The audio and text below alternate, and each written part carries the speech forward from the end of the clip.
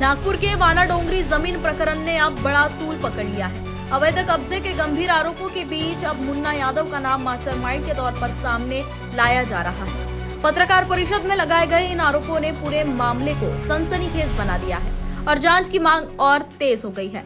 वाना डोंगरी स्थित खसरा क्रमांक 76-1, 76-2 और 76-3 की जमीन को लेकर चल रहा विवाद अब नए मोड़ पर पहुंच चुका है। मोरेश्वर काकड़े और उनके वकील एडवोकेट तुषार घाघरे ने दावा किया है कि इस पूरे अवैध कब्जा प्रयास के पीछे मुन्ना यादव की भूमिका बेहद गंभीर है। शिकायतकर्ता पक्ष के अनुसार 12 मार्च 2026 को पहली बार कमलेश हिरानी ने कथित रूप से जमीन पर कब्जे की कोशिश की, जिसके बाद संदीप पाटिल और अन्य के खिलाफ ट्रेसपासिंग का मामला दर्ज हुआ।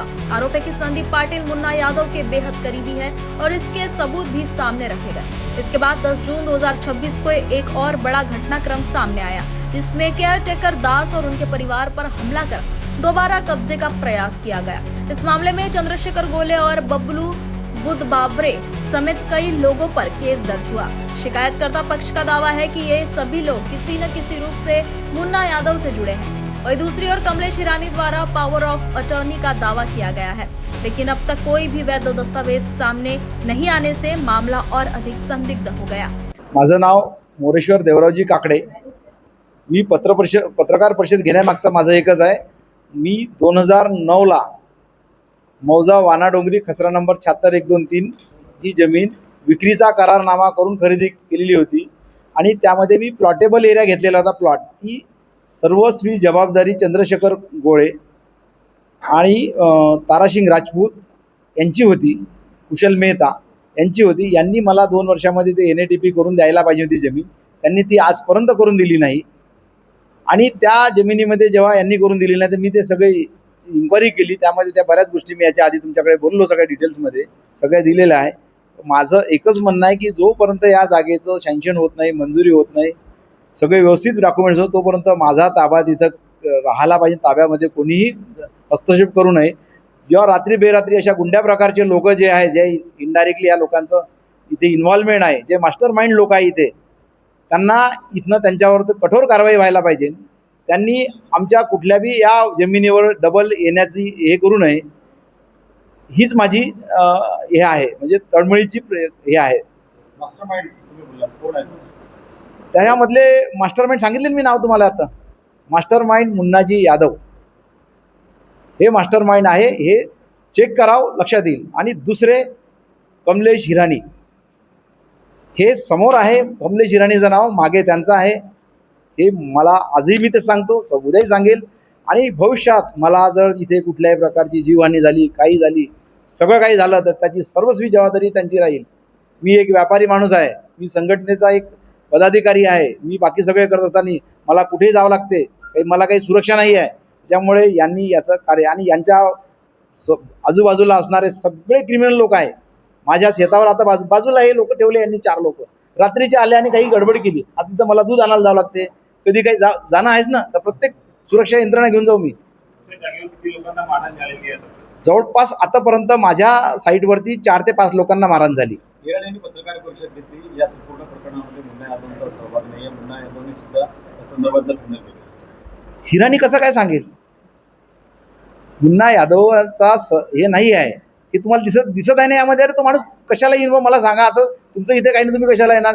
दिवसभर पोलीस स्टेशनमध्ये आले, दिवसभर तिथं हे केलं, अजूनही त्यांचं इकडे तिकडे कारभार चालूच आहे। या केस तुमच्याकडे काय पुरावे काय? पुरावे आहे ना माझ्याकडे, मी तुम्हाला आता दाखवले ना पुरावे। पुरावे त्यांचे माणसंच आहे, पुरावे ते तुम्हाला। जर एक माणूस वारंवार त्या क्रिमिनल ॲक्टिव्हिटीजमध्ये राहणारा माणूस जर वारंवार तुम्हाला तिथे दिसत आहे आणि तो माझ्यासोबत राहते, काय आता हे इथे कशासाठी आले वकील साहेब माझ्यासोबत? यांचं माझं काहीतरी आहे तेव्हाच आले नाही, हे कशासाठी आले इथं माझ्याकडे? यांचं माझं काहीतरी असेल तेव्हाच आले ना, हे कशासाठी आले? कोण कोण आलं? काय? संदीप पाटील, बबलू बुधबावरे, अनिल दुबे, सूरज ठाकूर आणि त्याच्यासोबत व्हिडिओमध्ये अजून कमीत कमी 70-80 लोक होते। हे यांचे एक 12-15 लोक तर बिलकुल कंटिन्यू असतात। याच्यामध्ये तुम्ही मूळ मालकांशी संपर्क करण्याचा प्रयत्न केला? बऱ्याचदा केला, आजही मी म्हणजे दर 2 दिवसानंतर त्यांना मेसेज मोबाईल करत असतो मी त्यांना। माझं मी त्या दिवशी त्या बबलू बुधबावरेला एकच म्हटलं, अरे म्हटलं माझं बोलणं तर करून दे गोळ्यांसोबत। अरे उसे क्या करना है भाई, से बात करो बोले मेरे। म्हणलं कोण भाई आहे तेरा, मुन्ना जी से बात करो. अरे मग आता मग मुन्ना जी कोण आहे? अलीकडेच एक व्हिडिओ प्रकाशित झाला, त्यामध्ये भोळे म्हणतात की ते माणसं माझी आहेत, तुमच्याशी करार झालेला नाहीये. मग नेमकं सत्य काय आहे? करार झालेला नाही आहे. तुम्हाला आता दाखवला ना मी करार. हा काय आहे? हा करार उल्लेख केलेला आहे. वृत्तपत्रात कसं कुठून झालं? जाहिरात दिली की रद्द होऊन जाते का? जाहिरात त्यांनी पॉवर ऑपरेटनी रद्द करण्यासाठी दिलेला आहे. मला पॉवर ऑपरेटनी सुद्धा दिलेली आहे. पॉवर ऑपरेटनी रद्द होऊन जाते का हो? अशी आज माझे जे पैसे घेतलेले आहेत तुम्ही चेकने, आता मग मी जर 2009 पासून चुकीचा माणूस आहे तर 2024ला 25ला माझ्याकडनं पैसे काय घेतले तुम्ही? 75 लाख रुपये.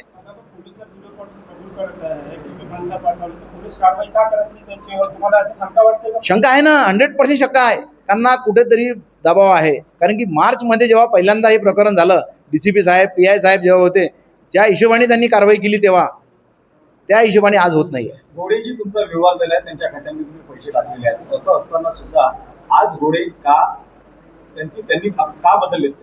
मी एक तुम्हाला सांगू का, या लोकांनी त्याला दिली आहे लालच की भैया ऐसा कर लेंगे आपण, ऐसा दे लेंगे. यांनी जे म्हटलं बघा त्या दिवशी पत्रकार परिषदेमध्ये, हम अभी डेव्हलप करेंगे, आणि त्यांनी 50-60 कोटी रुपये सांगितले इराणीनं की आपण डेव्हलप करेंगे, फिर इतने करोड रुपये आएंगे, फिर आपको इतने मिलेंगे, मेरे ये इतने हो जाएंगे. हे त्याला दिली लालच. आणि त्यांनी एकच सांगितलं की तू फक्त घरी बस, येऊ नको कुठे, मी पाहतो. कारण की हा प्रत्येक ठिकाणी नंबर आपला टाकते.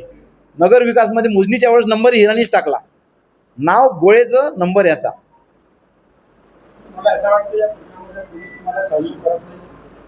सहयोग थोडा करत आहे, पण कुठेतरी दबक्या याच्यात करत आहे साहेब. ते ज्या खुल्याने पोलीस करत शकते ना, बघा पोलिसांनी जर विचार केला ना, सगळं बरोबर करतात. मी एकच म्हणतो की यांनी पोलिसांना, या विभागाला खुलेआम करू द्या काम, फक्त जे योग्य आहे ते करा. यांचं म्हणणं आहे की काकडेवरती गुन्हा दाखल का नाही झाला माझ्यावर आतापर्यंत गुन्हा दाखल? कसा काय? कारण काय? काहीतरी असेल ना. गोळेवर झाला गुन्हा दाखल, माझ्यावर का नाही झाला?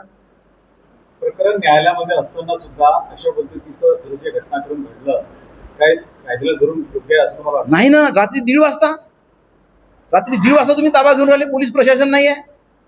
हां, SDO आहे, पोलीस प्रशासन आहे, कायदा आहे.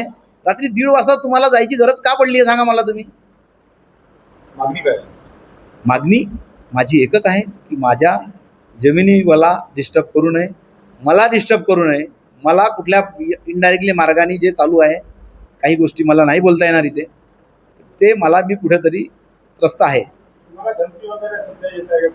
इनडायरेक्टली आता हे बघा, मला सांगा, माझं काही कारण नसताना धंतोली पोलीस स्टेशनमध्ये मला बोलावलं. तुम्हाला हे सांगितले, देखो आम्ही माझे पेपर घेऊन गेलो, सगळं घेऊन गेलो. त्यांनी सांगितलं तुम्हाला NC देईल. म्हणजे माझं काही कारण नसताना झालं मला NC. कुठेतरी प्रेशर द्यायचं मला. अरे नाही, आप बात मत करो, वो तो बड़े समाजसेवक है, बड़े ये है. मतलब भैया अच्छा है ना वो, ऐसा, लेकिन हमारे घर में तो मत आओ. धंतोली पोलिसांनी तुम्हाला काय ताकीद दिली आहे? त्यांनी सांगितलं की अभी इसके बाद आप आगे मत बढ़ो, ये सब विषय पे शांति से रहो, देखेंगे बाद में क्या होगा. माननीय मुख्यमंत्र्यांचं शहर आणि अशा पद्धतीने बेकायदेशीर. हो साहेब, मी मुख्यमंत्री साहेबांच्या मतदारसंघातला माणूस आहे. मी BJPचा माणूस आहे. नगरसेवकामध्ये कुठे यांच्या साहेबांचे जेव्हा काही होतात तेव्हा मला, आम्ही तिथं सोबत राहतो त्यांचे. ते मला तेच कळून नाही राहिलं की असं का होऊन राहिलेलं आहे. एवढं यांना पैशावर प्रेम आलं की जमिनीवर प्रेम आलं? म्हणजे एवढे तुम्ही हे झाले. आणि मला म्हणते की यांनी प्लॉट विकले लोकांना. अरे मी जर प्लॉट विकले असते, मी जर काही अशी चुकीची व्यवहार केली, लोक आले असते समोर. आता पूरा घटनाक्रम अब एक संगठित साजिश की ओर इशारा करता दिखाई दे रहा है, जिसमें जमीन पर अवैध कब्जे की कोशिशों का आरोप सीधे मुन्ना यादव पर लगाया जा रहा है. शिकायतकर्ता ने साफ कहा है कि इस पूरे मामले की निष्पक्ष जांच बेहद जरूरी है. उनका कहना है कि अगर जांच सही दिशा में होती है तो इस कथित साजिश की परतें पूरी तरह खुल सकती है और असली जिम्मेदार सामने आ सकते हैं. वानाडोंगरी जमीन विवाद अब सिर्फ एक केस नहीं बल्कि एक बड़े पावर और साजिश के आरोपों की कहानी बन चुका है और अब सबकी नजरें जांच एजेंसियों की अगली कार्रवाई पर टिकी है.